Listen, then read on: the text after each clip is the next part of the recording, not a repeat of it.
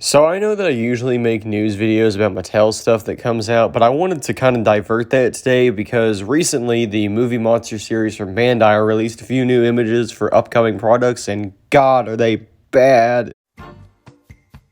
So why don't I just quit stalling and let's get into the atrocities that Bandai has released, but we'll start out with a good one that they showed off, being their Final Wars Godzilla. Overall, the detail and paint looks pretty good on the figure, but then again, it's kind of hard to screw up when you've already made about 8 different molds of the suit. But I do not have a good 6-inch Final Wars Godzilla yet, so I might actually get this one. Also, before I move on to everything else, I want to kind of cut this short and say real quick, my favorite Godzilla movie of all time is Godzilla Final Wars. I'm not really going to go into much detail about it right now, but I just want y'all to keep that in mind. Thank you. They also showed off a Heisei Mechagodzilla figure, which overall I think is alright. It's kind of mediocre, if anything. I'm actually preferring the Super Mechagodzilla that they showed off earlier. I might get that one instead, but not a bad figure in any sense of the word. In fact, I'm actually very happy that they're re-releasing the Heisei Mechagodzilla, considering how much the thing goes for on eBay currently.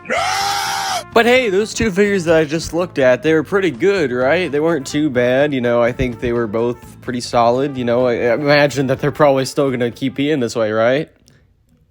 2004 Hedorah. Where do I even begin with this one? Here's the actual suit that was used in Final Wars for Hedorah compared to the figure again, and yeah, you can kind of start to see what I mean. It has a seam at the head, which even if it is an articulation point, would just be an ugly one anyway, so why not just make it one single mold? The detail on it just looks so undefined, like compared to the suit, it really just does not pop as well. It looks very, very clumped together. I mean, yes, it's cool that we're getting a Final Wars Hedorah figure, but even still, just like everything on it just looks very, very smushed. Like, it definitely could have been better is what I'm trying to say. But in comparison to the last figure that we have to look at today, Final Wars Hedorah is a fucking godsend, because the last figure that we have is Final Wars Manda. I hate it.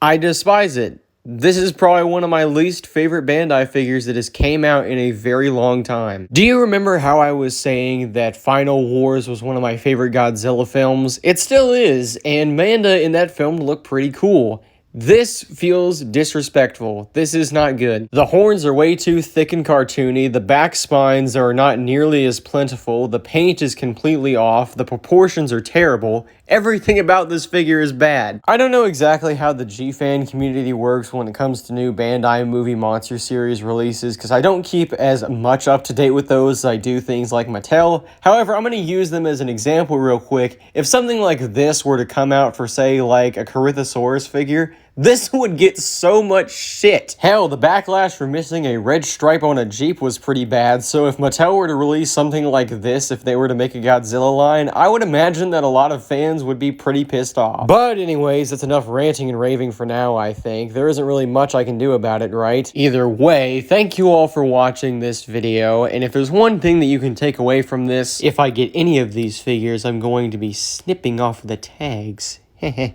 I'm sorry your old snippers broke, Doc. I hope someone snips your nuts off so you can quit reproducing.